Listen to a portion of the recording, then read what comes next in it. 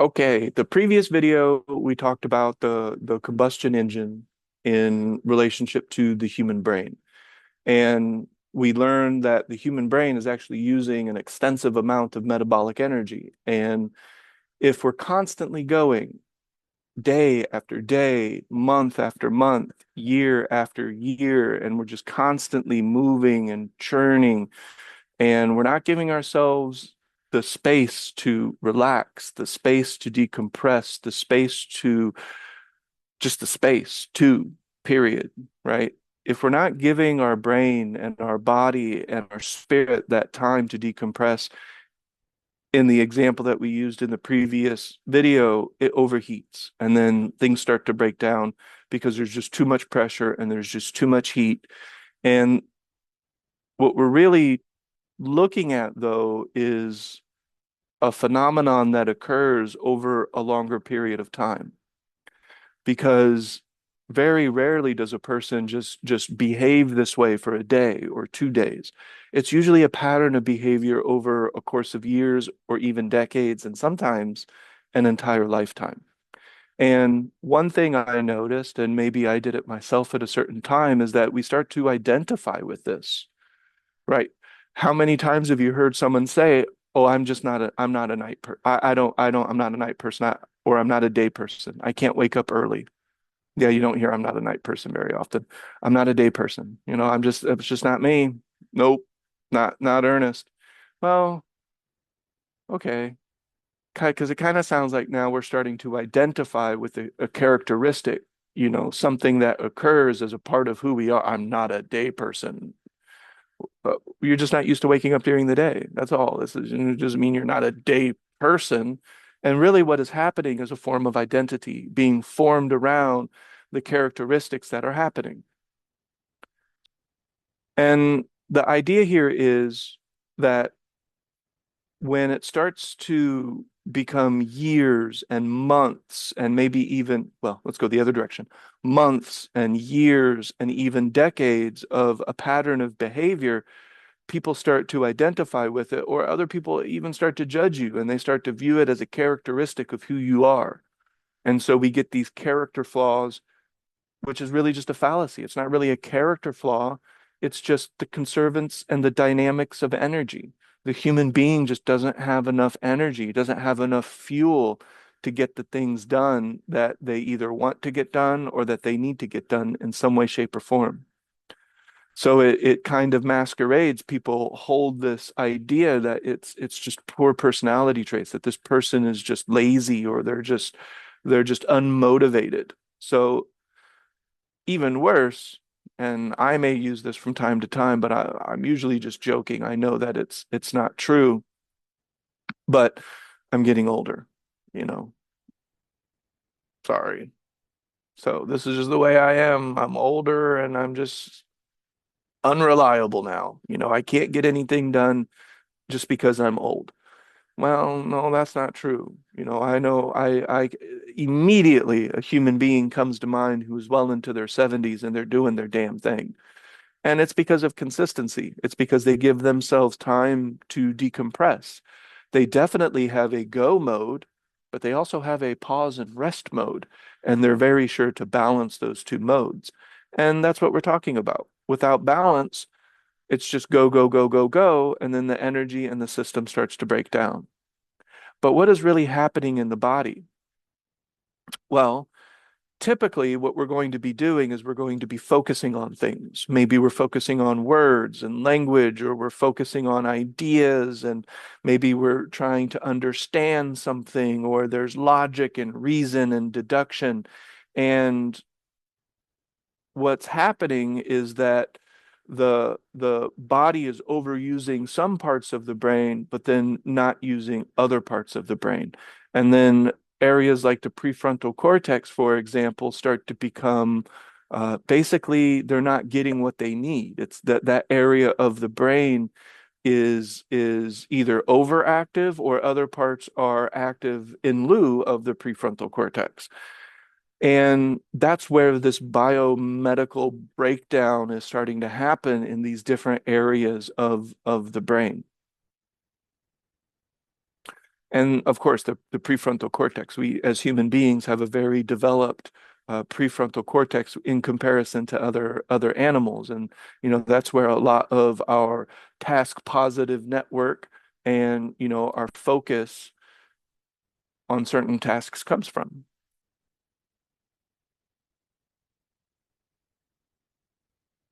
So this is all something that we've talked about as kind of a theme throughout several videos, is that this is energetically expensive. All of the switching, we talked about that when the myth of multitasking, when you think you're multitasking, the mind is switching and it's using metabolic energy.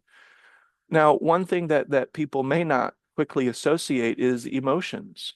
So emotions are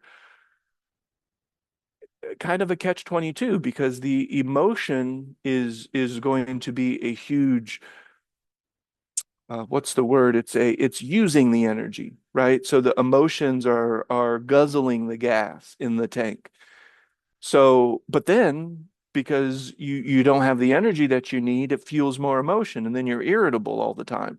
And then you get annoyed very easily, and that's very easy for somebody to identify to as a long-term characteristic, some sort of character trait, or it's very easy for people to put that label on the person and start judging them as, they're kind of an angry person.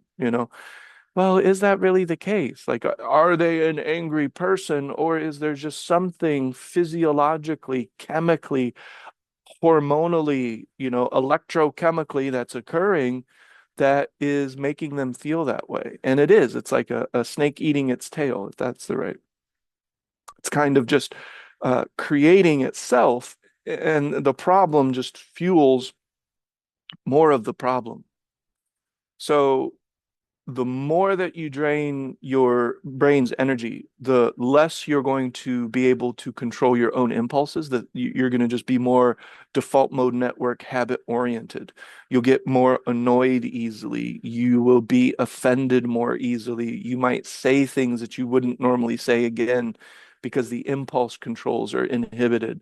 And our lack of glucose is causing ourselves to feel a certain kind of way, and it may look like frustration and um, irritability and other types of emotions. So I found this really interesting when I first discovered it.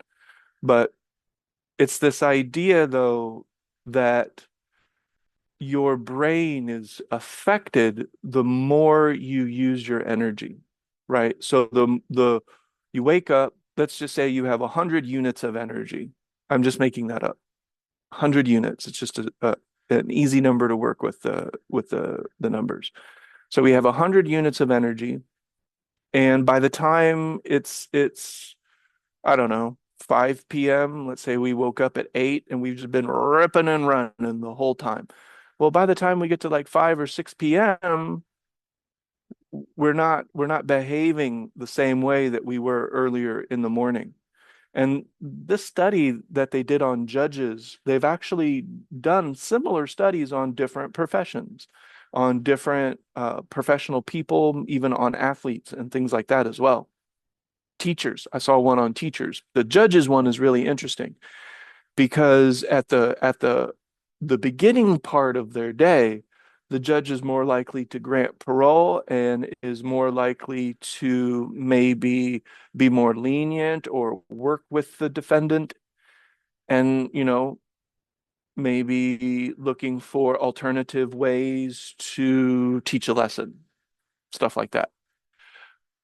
But as the day goes along, they start to default to the path of least resistance, which is book them, guilty. It's just easier just to default to a certain mode as opposed to, oh, I really need to think about this and analyze this and then judge this accurately, because they're a judge, so they're judging things.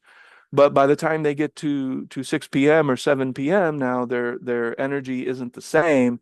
And in this particular study, they noticed that the judges started to deny requests. They started to deny parole and things like that. Yeah, and the closer that you get to the end of your day, the more you're ready to go home. as Shayna pointed out. And it's like, okay, let's just hurry this up. I wonder if referees in basketball games ever get like that. It's like, okay, this game's done. Let's just stop blowing the whistle. Was that a foul? Yes, and I don't care. Let's just keep it going. Keep it going, guys. I got to get home. And so, so was the judge strong in character at the beginning of the day and then just a weak-minded human being at the end of the day? No, it's just all about energy.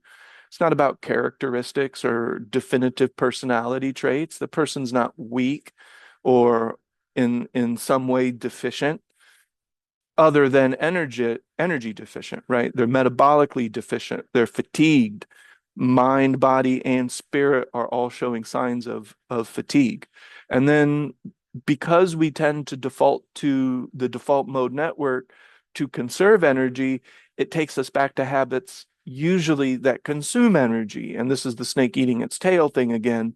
It's like, okay, 6 p.m. comes, I'm tired, I'm just going to surf the internet. I'm feeling tired, so I'm just gonna order food that's easy. In the slides we have the example of pizza. Love pizza, but it's easy. Somebody else is gonna make the pizza probably. So again, we just start to default to all of these biochemically less requiring activities. It doesn't require as much metabolic energy to perform those tasks, such as ordering pizza or just sitting there scrolling on your phone. But that act is also ruining your energy field. It's ruining your metabolic energy. So it's like that's not helping, but it's a habit that the person has created, and it's not a personality flaw. It's not a personality trait. It really has nothing to do with that. It's just the person in that state at that moment. So we're going to do another video and we're going to talk more about this and we're going to kind of wrap up this topic.